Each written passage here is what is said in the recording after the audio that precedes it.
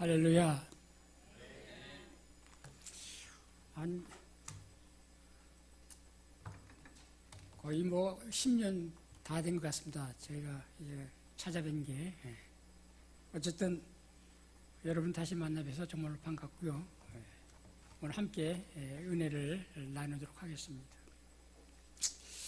신약 성경의 가장 중요한 주제를 하나만 고르라고 하면은 아마 하나님의 나라라고 얘기할 수 있을 겁니다. 근데 마태복음에도 예수님께서 첫 일성이 이제 천국이 갖고 왔다 말씀하시므로 마찬가지로 하나님의 나라를 강조하고 있습니다.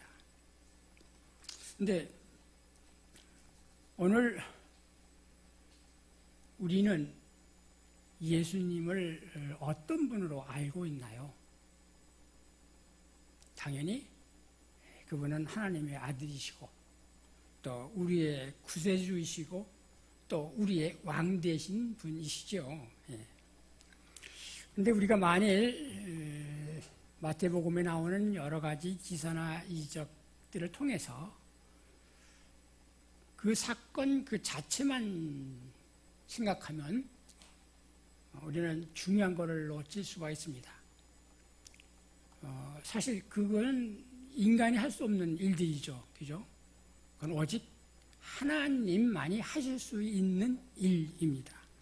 즉, 이런 하나님만이 하실 수 있는 일들을 행하고 계신 예수님이 어떤 분이신지를 깨닫기를 원하는 그런 마음으로 마태복음 기자가 쓴 것이라고 저는 생각을 합니다. 자, 그래서 마태복음 1장에는 이 땅에 왕으로 오신 예수님의 족보에 대한 이야기로 시작을 하지요. 또 산상본 5장부터 7장까지는 왕 되신 예수님께서 당신의 백성을 부르셔서 하늘나라, 하나님의 나라의 백성은 어떤 삶을 살아야 하는가에 대한 윤리를 가르쳐주고 계십니다. 심지어 13장에 가면 천국 비유의 장으로서 수많은 천국에 대한 이야기를 비유로 말씀하고 계십니다. 여러분은 하나님의 나라가 과연 어떤 나라일까요, 그러면? 여러분 어떻게 생각하세요? 하나님의 나라. 저 위에 있나요? 아니면 다음 세상에 있나요? 예, 우리들의 마음.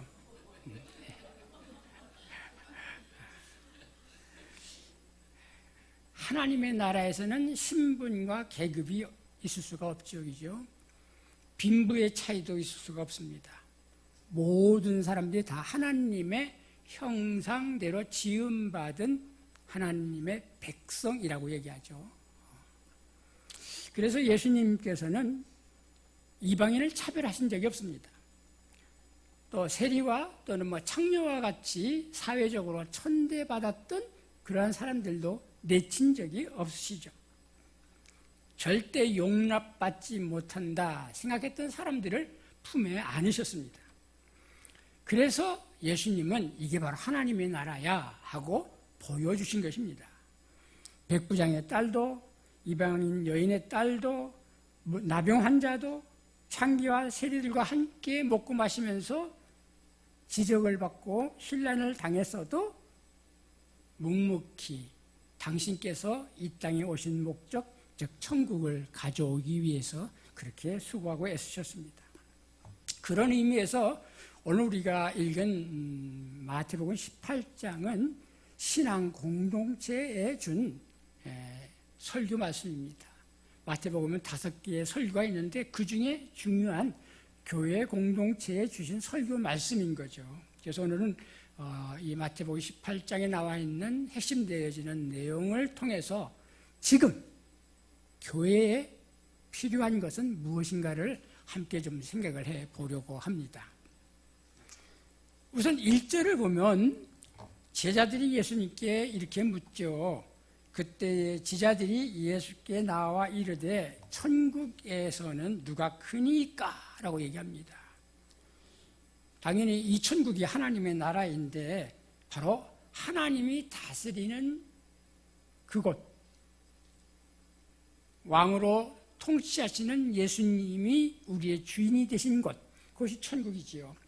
근데 17절 말씀을 보면 이 천국이 어떤 의미인가를 조금 우리가 좀 짐작을 해볼 수가 있는데, 이 당시에는 교회가 있었을까요? 없었을까요? 없었죠, 여기죠. 그 이후에 오순절 성령을 받은 이후에 생겼잖아요, 그죠? 그럼에도 불구하고 마태 기자는 18장 17절에서 교회라고 하는 단어를 사용했습니다. 즉 만일 그들의 말도 듣지 않거든 교회의 말하고 교회의 말도 듣지 않거든 이방인과 세리와 같이 여겨라. 즉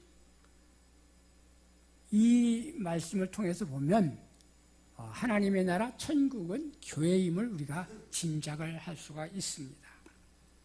자, 그렇다면 여기가 지금 교회이지 않습니까? 예수님은 20절에는 또 이렇게 얘기하지 않습니까? 두세 사람이 내 이름으로 모인 곳에는 나도 그들 중에 있다. 그러니 우리가 두세 사람이 훨씬 많으니 넘지 않습니까? 여기가 천국인 거죠. 하나님의 나라인 것이죠. 자, 그런데 20절 말씀은 뭐라고 말씀하시냐면은 두세 사람이 내 이름으로 모인 곳에는 나도 어디에 있다? 그들 중에 있다. 그렇게 말씀하셨습니다. 그러니 우리 가운데 계신다. 그 말씀인 것입니다. 믿으십니까? 우리 가운데 임재하신다는 겁니다. 그래서 그분의 이름이 임마누엘인 것입니다. 제가 중국 선교를 가니까 중국의 거의 대부분의 교회에 이마누엘이라고 써 있어요. 임마누엘이라는 뜻입니다. 그런데 마태복음은 시작에서 1장에서 임마누엘이라고 얘기하시고 맨 끝에 28장에 보면은 내가 세상 끝날까지 너희와 항상 함께 있으리라 그렇게 말씀하십니다. 그러니까는 마태복음의 시작과 끝에서 예수님은 우리와 함께 계시는 분이시다라고 하는 사실을 증거하고 있는 것입니다. 그렇기 때문에 우리는 이 생각을 절대 잊으시면 안 된다 하는 거죠. 그래서 찬송가 438장 내 영혼이 은총 입어 중한대짐 벗고 보니 슬픔 많은 이 세상도 천국으로 화하도다. 할렐루야 찬양하세. 내 모든 죄 사함 받고 주 예수와 동행하니 그 어디나 하늘나라 라고 우리가 찬송하지 않습니까? 사실 3절이 더 의미가 있는데 높은 산이 거친들이 초막이나 궁궐이나 내 주 예수 모신 것이 그 어디나 하늘나라. 할렐루야 찬양하세. 내 모든 죄 사함 받고 주 예수와 동행하니 그 어디나 하늘나라. 우리는 이런 심정으로 살아가야 합니다. 그렇기 때문에 예수님과 함께 계신 곳 이 교회, 그래서 교회에서 우리가 어떻게 살아야 하는가라고 하는 것을 가르쳐 주시는 본문이 마태복음 18장이었던 것입니다. 1절부터 14절까지는 교회 공동체 안에서의 관계 설정을 어떻게 하면 살아야 하는가를 말씀해 주고 있습니다. 1절부터 5절까지는 어린아이와 같이 자기를 낮추는 자가 천국에서 가장 큰 자다라고 말씀하고 있고요. 6절부터 9절까지에는 아무리 작은 사람이라고 생각이 될지언정 절대 그 사람을 실족해 하면은 안 된다 하는 말씀이 있습니다. 그리고 10절부터 14절에는 그래서 잃은 양 한 마리를 찾는 것이 얼마나 큰 기쁨이 되는지 얘기하시면서 절대 작은 자를 업신여기지 말라라고 말씀하고 있습니다. 두 번째 부분이 바로 15절부터 35절까지입니다. 믿음의 공동체, 교회 공동체 안에서는 죄 문제가 있을 수밖에 없다라는 것입니다. 왜요? 우리 모두가 다 죄인들이기 때문에 그렇습니다. 죄인들의 공동체이기 때문에 죄가 없어지지 않습니다. 그런데 이렇게 죄의 문제가 공동체 안에 있을 때 어떻게 하라는 거냐라는 것을 가르쳐주는 말씀이 15절부터 35절까지입니다. 오늘 읽은 15절부터 20절에는 죄 지은 사람을 우리가 어떻게 다루어야 하는가를 말씀하고 있고요. 21절부터 22절은 우리가 얼마만큼 용서해 줘야 되는 것이 올바른 거냐 합당한 것이냐를 말씀하고 있습니다. 마지막 23절부터 35절은 1만 달란트라고 하는 빚을 탕감받은 종이 100데나리온을 빚진 자를 가둔 것을 용서하지 못하는 것을 보고 우리에게 이렇게 용서하지 못하는 것은 해서는 안 된다고 하는 교훈을 우리에게 전해주고 있습니다. 자, 이제 과연 그럼 우리가 1절에서 왜 천국에서 큰 자가 어떤 사람인가를 말씀하고 있는지를 한번 좀 살펴보려고 합니다. 누구든지 이 어린아이와 같이 자기를 낮추는 사람이 천국에서는 큰 자입니다 라고 4절에 말씀합니다. 어린아이와 같이 누구를? 자기를 어떻게? 낮추는 사람, 그 사람이 천국에서는 크다라고 말씀합니다. 그래서 정말 우리가 교회 공동체 안에서 자기를 낮추는 사람이 되어야 한다는 것을 꼭 기억했으면 좋겠습니다. 겸손한 자를 쓰시는 것이죠. 자, 그런데 10절 보면 이렇게 말씀합니다. 삼가 이 작은 자 중에 하나도 업신여기지 말라. 너희에게 말하노니 그들의 천사들이 하늘에서 하늘에 계신 내 아버지의 얼굴을 항상 뵙는다. 그렇게 말씀합니다. 그러니까는 예수님에게 있어서 업신여김을 받을 만한 사람은 없으셨던 것처럼 우리 역시도 교회 안에 업신여김을 받을 만한 사람이 없다라고 하는 사실을 말씀하고 있는 것입니다.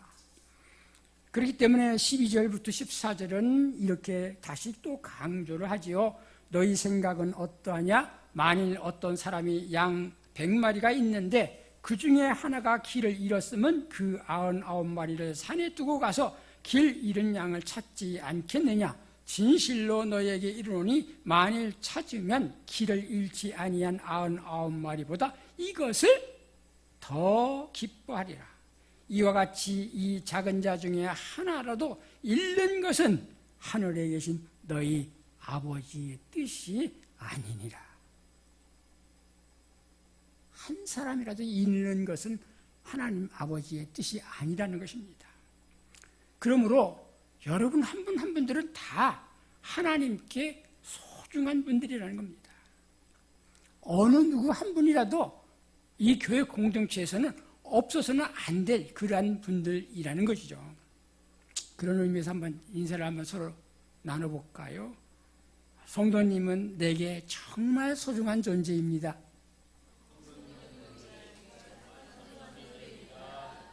당신은 내게 없어서는 안 될 존재입니다. 그러니 절대 딴 데 가면 안 돼요. 왜요? 이게 하나님의 나라이기 때문에 그렇습니다. 하나님 나라 안에서 단 한 명이라도 잃는 것을 하나님이 원치 않기 때문에 그렇습니다. 그래서 아주 작은 자라도 절대 업신여기지 말고 도리어 자기를 낮추어서 천국에서 큰 자로 살아가시는 여러분들이 되시기를 주님의 이름으로 축원합니다. 자, 이제 우리가 이제 15절부터 이제 살펴볼 건데요. 교회 안에 문제가 있을 수 있습니다. 왜요? 다 우리가 죄인들이기 때문에 갈등이 있을 수 있고 허물이 생길 수밖에 없고 서로 손가락질 할 수 있는 그런 일들이 생겨납니다. 그럼 이런 문제가 생겼을 때 우리가 어떻게 하라는 것입니까? 자, 그래서 15절부터 17절은 이렇게 말씀합니다. 같이 한번 읽을까요? 시작. 내 형제가 죄를 범하거든 가서 너와 그 사람과만 상대하여 권고하라. 만일 들으면 내가 내 형제를 얻은 것이요 만일 듣지 않거든 한두 사람을 데리고 가서 두세 증인의 입으로 말마다 확증하게 하라. 만일 그들의 말도 듣지 않거든 내 말하고 교회의 말도 듣지 않거든 이방인과 세리와 같이 여기라. 만일 교회 안에 이와 같이 용서가 없다면 그건 교회가 아닙니다. 용서하는 삶이 교회 안에 있을 때 교회는 천국이 될 수 있는 것입니다. 그런데 이 용서는 한두 번 하고 끝내는 것이 아니라는 것입니다. 끝없이 해야 한다는 것입니다. 그럼 어떻게 용서를 하라는 것이냐? 그 방법론을 가르쳐주는 말씀이 오늘 우리가 읽은 본문 말씀인 것입니다. 3단계로 조치를 하라는 건데 첫 번째 조치는 개인적으로 찾아가서 은밀하게 해결하라는 것입니다. 뭐라고 되어 있습니까? 내 형제가 죄를 범하거든 가서 너와 그 사람과만 상대하여 권고하라 이렇게 되어 있습니다. 그 사람이 오기를 기다리지 말고 네가 먼저 가라는 것입니다. 또 그 사람과만 상대하라는 것입니다.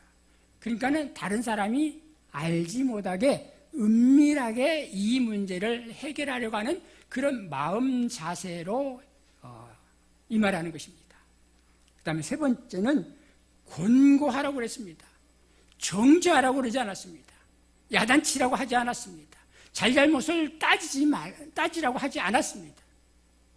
왜 그랬을까요? 용서하기 위해서 만나는 거기 때문에 그렇습니다.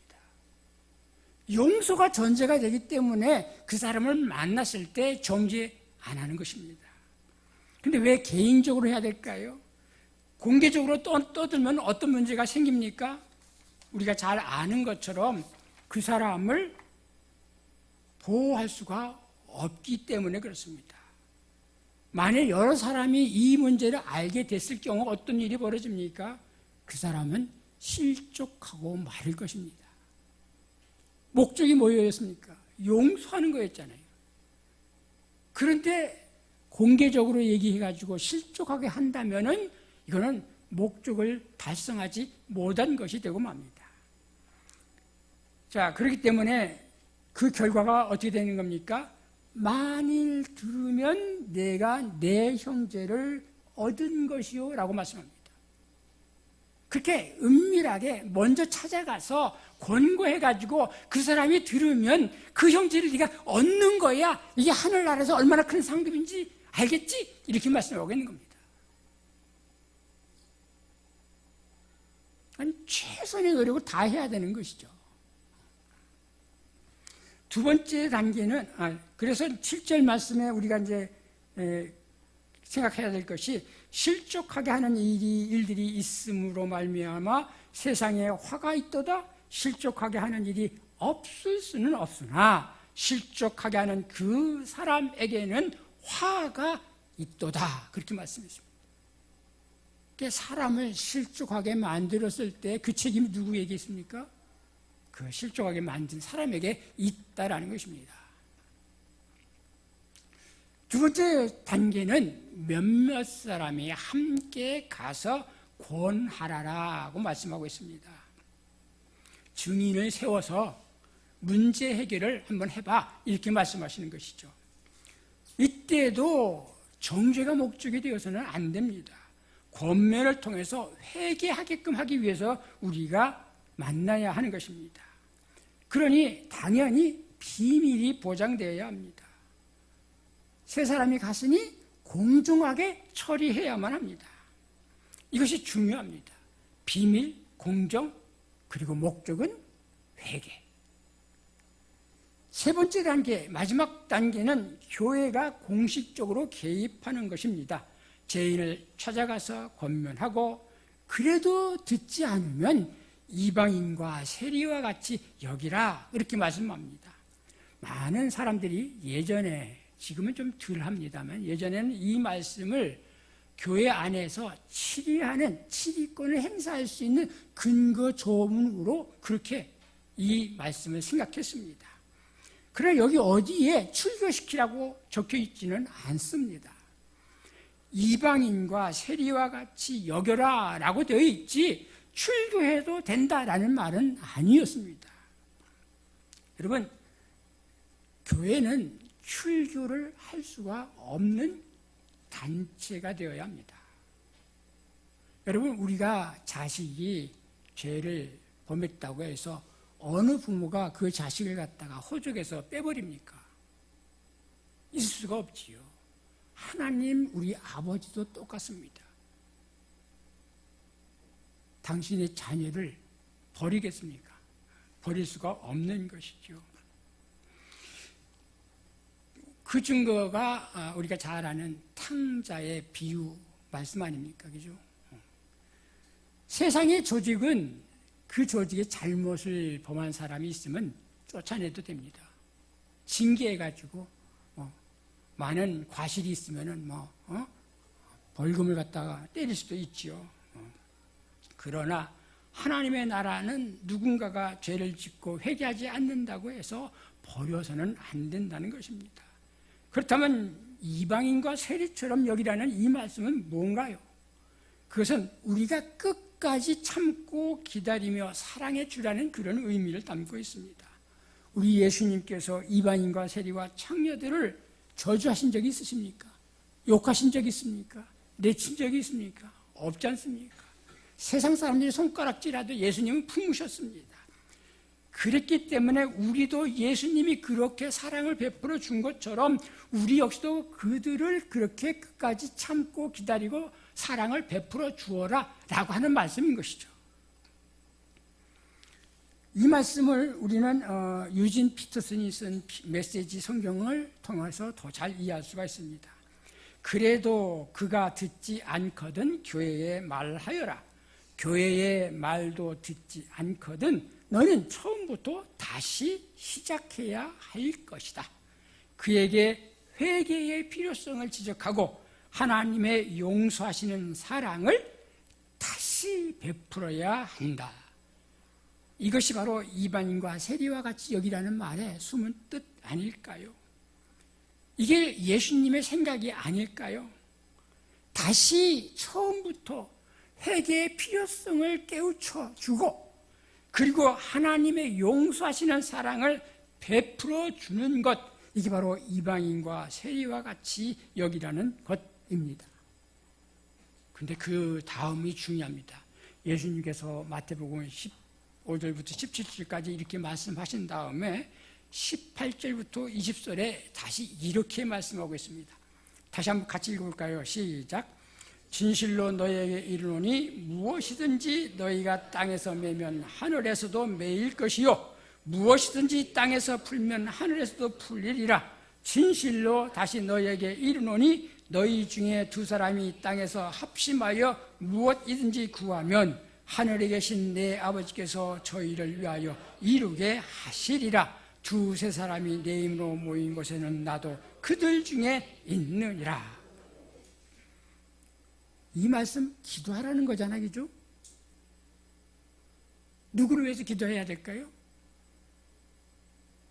3단계 조치를 다 취했음에도 불구하고 회개하지 않고 있는 사람을 위해서 기도하라는 말씀인 것입니다. 여러분, 내 마음에 들지 않는다고 저 사람은 안 돼 이렇게 할 수 있을까요? 저 사람이 실수했다고 해서 저렇게 실수하는 사람은 우리는 용납하면 안 돼 해야 할까요? 그렇게 권면했음에도 불구하고 내가 정말로 저 손이 발이 되도록 빌고 말이야 그렇게 간절하게 회개해라고 얘기했는데도 듣지 않았는데 교회가 찾아가가지고 그렇게까지도 얘기했는데 저렇게 회개 안 한 저 사람 용서하지 않아야지 라고 해야 될까요? 그게 아니라 그런다고 해서 더욱더 우리는 기도해야 한다라고 말씀하고 있는 것입니다. 그래서 이런 사람들을 위한 중보 기도가 중요한 것입니다. 중보 기도는 물론 아픈 사람 또 어려움 당한 사람 여러 가지 기도 제목을 할 수 있지만 특히 이 성경 말씀이 여기에 기록되어 있는 것을 미루어 보면 누구를 위해서 더 기도하라고요? 죄를 진 사람을 위해서 더욱더 기도하라고 말씀하고 있는 것입니다. 그렇다면 왜 예수님은 이렇게 죄인을 위하여 간절하게 더 기도하라고 우리에게 말씀하시는 것일까요? 아까도 얘기한 것처럼 우리는 다 미완성품이기 때문에 그렇습니다. 아프리카 평원의 동물들이 새끼가 태어나면 금방 일어나서 걷죠.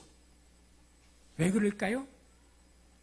아프리카 평원에서 양육 강식의 세계 속에서 살아남으려면 빨리 행동할 수 있어야만 하기 때문에 그렇습니다. 그런데 인간은 그런가요?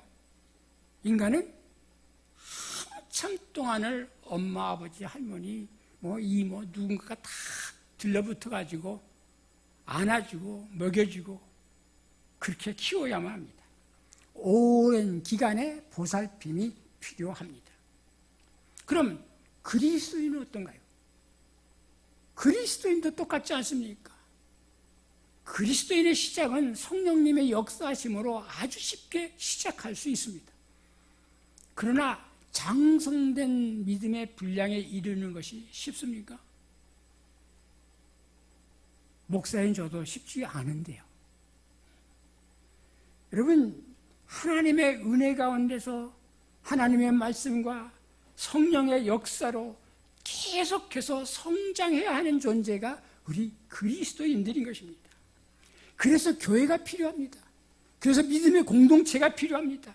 그래서 함께 신앙생활을 해야 하는 지체가 필요한 것입니다. 그런데 그 지체 중에서 죄를 지었습니다. 그러면 그 사람의 허물을 우리가 용서할 수 있어야 되고 그 사람을 다시 화해하게끔 해야만 하는 것이 교회인 것입니다. 그러므로 우리가 믿음의 척도 가운데 정말로 중요한 척도가 있다면 얼마만큼 우리가 죄인들을 용서하고 그 사람을 다시 화해케 하느냐에 달려있는 것 아닐까 생각하는 것입니다. 여러분은 믿음이 큰 사람입니까? 여러분의 믿음을 좀 보여주십시오. 참빛교회의 믿음이 크기가 어느 정도일까요? 참빛교회의 믿음의 크기를 보여주십시오. 그것이 오늘 우리가 생각해야 할 주제가 아닐까 생각합니다. 근데 유감스럽게도 한국교회의 실정이 그렇지가 않습니다. 얼마나 믿음이 작은지 모릅니다. 한 번 싸우면 화해할 줄을 모릅니다. 갈라지죠? 철천지 원수처럼 서로 쳐다보지도 않습니다. 오히려 침 뱉고 지나갑니다. 말도 건네지 않습니다. 예수 믿는 사람들이 한 번 싸우면 이 사람들을 화해시키는 것이 불가능한 것처럼 보이지 않습니까? 한국 교회의 모습을 한번 보십시오. 얼마나 많이 분열되어 있습니까? 아마 한국 교회처럼 분열이 많이 되어 있는 이 조그마한 땅덩어리에 얼마나 많은 교회들이 많은지 모릅니다. 그냥 심심하면 그냥 법원에다가 고소하고 그냥 고발하고 어떤 그런 일들이 계속해서 벌어지는지 알 수가 없습니다. 왜 그럴까요? 용서하는 마음이 없기 때문에 그렇습니다. 화평케 하는 직분을 감당하고 있지 않기 때문에 그렇습니다. 만약 우리가 예수님의 십자가의 그 본질을 생각한다면 당연히 우리 모두는 그런 용서의 본을 보여야 합니다. 화평의 도구로 살아가야만 합니다. 그래서 세상 사람들이 알게 해 주어야만 합니다. 저분은 다르다. 진정한 그리스도이다. 저 교회는 다르다. 진정한 교회다. 라고 하는 소문을 내야 합니다. 품어줄 수 있을 때 그것이 증거가 되기 때문에 그렇습니다.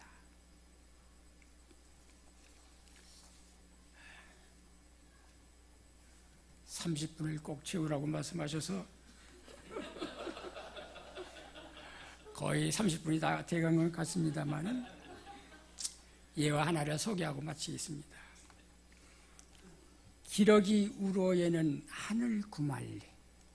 혹시 이런 가곡을 아십니까? 이별의 노래라고 하는 제목의 가곡입니다. 이 노래 작사자는 우리나라에 손꼽히는 아주 유명한 시인입니다. 이름을 제가 밝히지는 않겠습니다. 근데 이 시인이 어느 날 여대생과 눈이 맞아서 가출을 했습니다. 그 시인의 부인이 소문을 들으니 제주도에서 신접살림을 차리고 있음을 알게 되었습니다. 그래서 이 부인이 그곳까지 찾아갑니다. 어떤 모습으로 찾아갔을 것 같습니까? 아마 눈에 불이 켜가지고 두 주먹 불끈 쥐고 입에서는 막 그냥 담지 못할 욕을 해가면서 찾아가지 않았을까요? 찾아가서 어떻게 하면 좋을까? 머리치라도 잡아야 하는 거 아니야? 고민을 했을지도 모릅니다. 막상 그 집에 가보니 부인은 아무 말도 하지 않았습니다. 오히려 생활이 얼마나 어려우냐 하면서 이것 좀 보태서 쓰십시오 하고 돈 봉투를 내밀었습니다. 그리고 이곳에서 한겨울을 날려면 추우니 내가 갖고 온 이것을 두 분이 같이 입으십시오 하고 옷보따리를 내밀었습니다. 그리고 아무 말 하지 않고 돌아왔습니다. 이 부인이 떠나가고 난 다음에 두 사람은 할 말을 잃고 말았습니다. 너무 큰 충격을 받았고 또 너무 큰 감동을 받았기 때문에 그렇습니다. 결국 두 사람은 헤어지기로 결심을 합니다. 여대생이 배를 타고 떠납니다. 눈앞에서 사랑하는 이 여대생을 실은 배가 멀리 멀리 사라지고 있었습니다. 그 모습을 지켜보던 이 시인이 바로 이 가사를 작시를 한 것입니다. 기러기 우로에는 하늘 구말리. 바람이 손을 불어 가을은 깊었네. 너도 가고 나도 가야지. 한낮이 끝나면 밤이 오듯이 우리의 사랑도 저물었네. 너도 가고 나도 가야지. 산천에 눈이 쌓인 어느 날 밤에 촛불을 밝혀두고 홀로 울리라. 너도 가고 나도 가야지. 이 부인은 크리스찬이었다고 합니다. 아주 독실했다고 합니다. 이 부인은 분노와 복수심의 감정을 한 차원 승화시켰습니다. 용서를 넘어서 사랑으로 대했더니 상대방이 한 방에 꼬꾸라지고 만 것입니다. 여러분, 용서가 가장 큰 능력인 것입니다. 기도하겠습니다. 사랑의 주님, 우리 참빛교회가 참 용서와 화해의 공동체 되게 하여 주시옵소서. 우리 모든 한 분 한 분들이 참 용서의 실천자가 되게 하여 주시옵고, 화평케 하는 직분을 잘 감당하는 우리 모두가 되게 하여 주시옵소서. 예수님의 이름으로 기도하옵나이다. 네, 우리 하나님의 귀한 말씀 감사드립니다. 지금 준비한 예물 하나님께 봉헌 올려드리겠습니다.